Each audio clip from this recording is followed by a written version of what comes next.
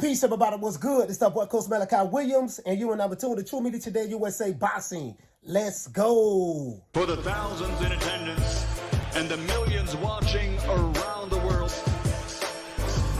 ladies and gentlemen, let's get ready to rumble! I want everybody to check this out. Didn't go live yesterday, as you guys know. I was sick, but I kind of recovering a little bit. We did get an opportunity to see the Shakur Stevenson fight, the Bam Rodriguez fight. I got a chance to see the main event, the main event ESPN card. Shakur Stevenson, that boy got the goods. Now, I had one guy saying that, hey man, Shakur didn't do anything that we already knew that he wasn't going to do. He beat a guy that was a minus 1,200 or a minus 1,800 underdog. So that is true. He was a 12-1 or 18-1 favorite to beat the guy. So we knew he was going to beat the guy, whoop-de-doo. But it was the way in which he did it, right? Shakur is a very, very, very, very talented fighter. Some of these boxing fans who like to protect their fighters, and some of these fighters like a Pitbull Cruz, his father, yeah, man, Shakur gonna run. No, he's not running. He's in the pocket. He's walking you down. I think the problem is, stylistically, Shakur is a matchup nightmare for probably a lot of fighters in that weight class, probably 99.9% of the fighters in that weight class, because whatever advantages that a lot of those fighters, that a Tank or a Devin Haney or a Ryan Garcia, whatever advantages that they may have fighting other fighters, they won't have those advantages fighting him.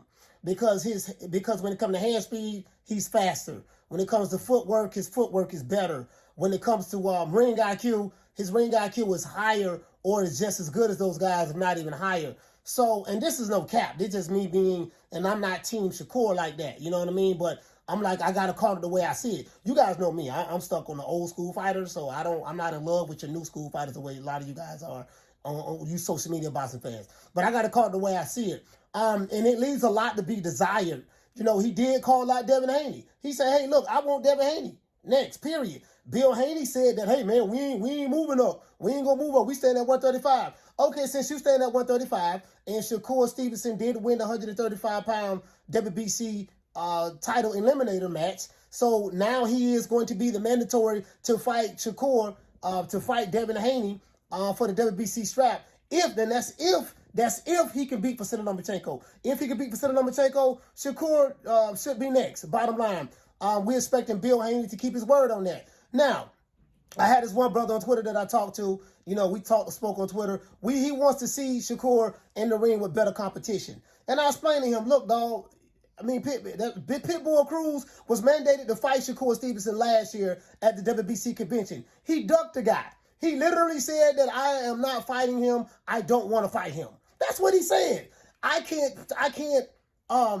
punish Shakur Stevenson because Isaac Cruz ducked him. This guy who y'all say the Mexican monster, the Mexican Mike Tyson, this dude is a duck. He's a duck. I don't want to hear nothing about Pitbull. His claim to fame is getting beat by Tank Davis. And what is it about these fighters, some of these fighters like a Roland Romero, Isaac Cruz, who get beat by Tank? They get beat by Tank and automatically say that I'm a star. Why are you a star? Because you lost? You lost. You get what I'm saying? So you did put up a valiant effort, but that's neither here nor there. But as of late, to Shakur Stevenson, he's a problem. I do not foresee Devin Haney fighting that guy. I don't care what Bill Haney says. I don't care what nobody say. Devin ain't fighting that dude. He's not going to fight him. And if I was a betting man, I would bet $500 to $1,000 that we would not see that fight. Devin Haney ain't fighting that dude. If I'm him, I'll move up to 140. You don't want to fight that guy because stylistically, he is going to be a problem for Devin Haney. Now, Tank Davis ain't going to fight him neither. Tank Davis is going to A-side him to death. You're on the wrong side of the street. Oh, I'm with Mayweather. I'm with TMZ. I'm with TMZ. I'm with the PBC, this and that. He's not going to fight that guy.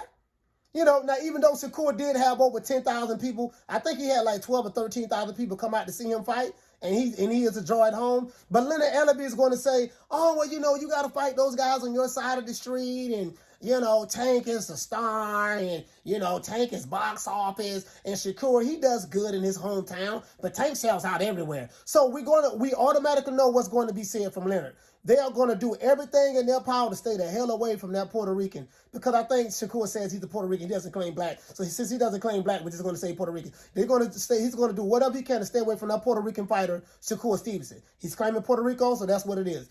The light-skinned dude with the dimples and the good hair, he's going to do everything in his power to stay away from the light-skinned dude with the dimples and the good hair. I'm pretty sure of that. I understand Tank has power, but Tank ain't going to be in a hurry to get in the ring with that dude. Why do that when you can fight lesser competition and sell out arenas fighting lesser competition? So we're not going to see Tank Davis and Shakur Stevenson. You can forget that. We're probably not going to see Devin Haney and Shakur, even though Devin Haney's on the same side of the street as Shakur. Ryan Garcia, you can forget that. He definitely ain't fighting him. So Shakur is, and this is what happens when you are a once in a generational talent. When you are a once in a generation talent like a Shakur Stevenson, you're going to have problems getting fights. I saw this before in the past. The only difference is the old school, those once in a generational talents used to get the top guys in the ring. In today's time, you're not going to see that. I can damn near guarantee you that you're not going to see that. And it's a shame. Sometimes you can be too good for your own good. And now that they're saying he's not running, he's in the pocket fighting people, they definitely not going to fight him. Because first they said, well, he's a runner. But then if you look at his last 3 fights, he didn't run at all. He was in the pocket and he was using a little footwork. And then he started walking the opponents down. And people still say, oh, man, he's a runner. Because they use that as an excuse to justify not wanting to fight him. Like, this generation of fighters are some of the biggest cowards I've ever seen. When I say this generation, I'm just saying this era of fighters. Some of the fighters and their fan bases are cowards because the fan bases don't even want to see their fighters fight the top guys. They want to say that they are the best without fighting the best. Now, let's pivot a little bit to Keshawn Davis. Keshawn Davis looked real, real good. I think, Shakur stopped his fighter in the 6th round. So Shakur stopped Yoshino in the 6th round. Looked very good. Yoshino was not able to hit him. As related to Keyshawn Davis, I think Keyshawn stopped his guy in the 9th round. I think he fought a 10-rounder, right? If I'm not mistaken, I think he fought a 10-rounder and he fought the guy in the 9th round. He stopped him in the 9th round. Did pretty good. Some people say, hey, man, he was playing with it, fool. I wish you would have stopped him earlier. No, he stopped him when he could stop him. You're not going to stop everybody as soon as you think somebody should stop him. I mean, Keyshawn Davis don't have power like that. That's one. And then 2, the guy he was fighting was a tough guy. Now, was Keyshawn highly favored to beat him? Of course he was. He was highly favored to beat him. We know that. You know what I mean? That guy having the business in the ring with Keyshawn. We know that. You know what I mean? But that guy was moving around a lot. He took some good shots. He was moving around using a lot of lateral movement. He was what the guys like to call running. He was doing that. And Keyshawn walking him down and ended up stopping him, got the stoppage. Now, some people felt that I'm pivoting back to Shakur. Some people felt that the Yoshino fight shouldn't have got stopped too early. No, he got dropped a couple of times and he was taking too much punishment. And for the people who say he shouldn't have got stopped, his corner wasn't complaining and he wasn't complaining. You know what I mean? You're not in there taking those punches. When you got a guy hitting you 7, 8, 9, 10 times and you to your one shot, you know what I mean? And the referee don't warn you already. Look, man, you got to show me something. The referee protected that dude. There's no need to keep him taking that punishment. He's not going to win that fight. I think that was obvious. As it relates to Keyshawn, the real deal. Keyshawn has a very, very elite jab. Shakur has a very elite jab. When you're fighting those guys, you better have an elite jab. They're athletically gifted, quick, have twitch muscles, reflexes. When I saw Keyshawn last night, I thought I saw Terrence Crawford. You can tell. I say, man, I see a lot of Terrence Crawford style in him. You get what I'm saying? Even Shakur a little bit. Even though Shakur has his own style, but I see like when they take that little hop step. When they step into you, take that little hop step like Crawford do and stuff like that. The way they send the jab straight down to the solar plex, the center of the stomach, very similar to what Floyd Mayweather used to do. Send the jab straight to the solar plex. Larry Holmes used to do that as well. Larry Holmes is very good at that. Lennox Lewis is very good at that as well. So the elite fighters are very, very good at shooting the jab to the solar plex, making you reset and stuff like that. That dude Keyshawn is going to be a problem. He might be ready for a title shot right now. I think he's that good. And, of course, Shakur is ready. He's a 2-time, Division World Champion, so we ought to know that. These are once-in-a-generation lifetime talents. Any fighter that's out there that wants to fight Keyshawn Davis, I say this, you better have an elite jab. If you don't have an elite jab, you can forget it. You know what I mean? He has a way, if you are a big, strong fighter, powerful fighter, let's say one of the old school fighters, give him a shot. If you're a big, strong, powerful fighter, you got to have something more than power to beat him because of his athletic ability and how quick he is with the jab, his ring IQ, the way he angles you in the pocket, the way he can slip and counter, the way he can make you miss by inches and be in position to land his shot, and he can hit and not get hit. They call it the art of swimming and not getting wet. He has an ability to take your power away. And that's, when you fighters like that, I used to see Pernell Whitaker do it all the time. And I'm not comparing Keyshawn or Shakur to Pernell. I never do no dumbass shit like that. But I will say this. I'm saying, when you're fighting these power fighters and you know what they bring to the table, these elite fighters have a way of taking away their strengths. You ain't going to hit me with that shot.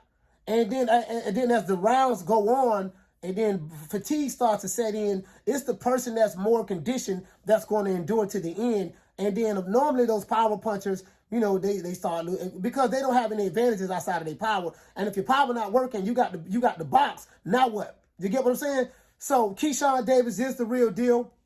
I like the young kid. He's probably the one of the highest prospects I've seen in a long time. For him to be a prospect, that dude is Lord have mercy, that dude is a monster. He is a monster. But he did what he was supposed to do. He did fight a guy that wasn't on his level. But this is Keshawn Davis' own 8th professional fight. He's only had 8 fights. So some of you guys, oh man, he ain't fought nobody. Well, nobody is fighting nobody when they 8 fights deep in their career. Some of you guys kill me. Like, you act like a guy that's 8-0 should be fighting a guy that's 35-0 or 40-0 or someone that's a 2-3 division world champion and all that stuff there. No, your favorite fighter didn't fight anybody his first 8 fights or 9 or 10 fights. That's facts. Just give me a fighter in the history of boxing who fought a killer his first 8, 9, 10 fights. Whether it's from the old school all the way up until now. It doesn't happen. You get what I'm saying? Canelo ain't fought no damn body his first 20-something fights. His first 15 fights or whatever. I don't care who the fighter is. They don't fight nobody their first few fights. Now there are exceptions to the rules with some fighters, but that's just the reality of the situation. So you got to give it time. Now, if you're a fighter that's 25, 30 fights deep and you still fighting subpar competition, that's a problem. But Keshawn Davis is the goods. So far, we'll see.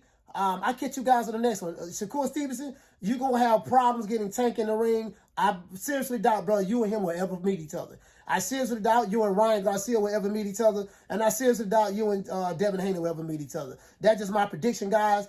Tell me what you think.